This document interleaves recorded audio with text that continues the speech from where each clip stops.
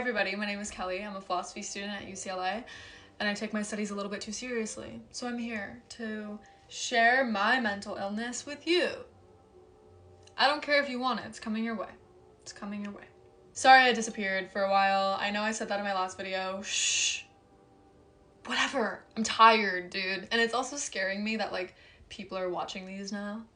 What do you mean? What do you mean? I don't like that. But thank you for watching. But also, stop. I don't know. Whatever. Today, I'm going to be talking about philosophy of mind once again. I know, I keep talking about that. It's almost like it's my favorite. That's crazy. Philosophy of mind. It's the best sometimes. I really like, however, the phenomenological approach to philosophy of mind. I find that to be the truest to actually understanding how the mind works. And phenomenology is largely ignored.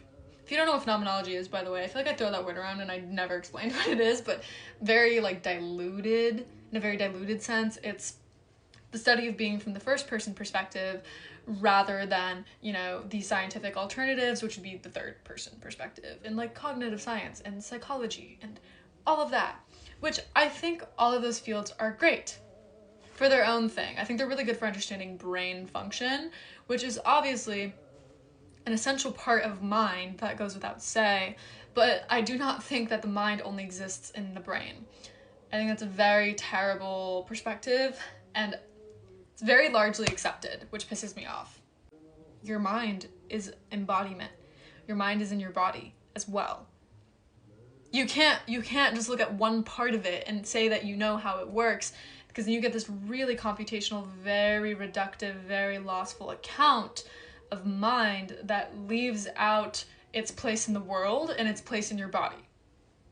But that is kind of the scope that philosophy of mind is heading down, so it's important to talk about, even though I disagree with it a lot. So that's what I'm going to do today. I'm going to be covering my own paper, because I'm a narcissist, on someone else's paper. My paper was addressing Robert Solomon's paper, Emotions and Choice.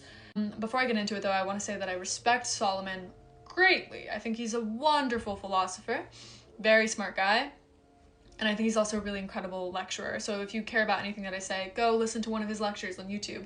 They're fantastic.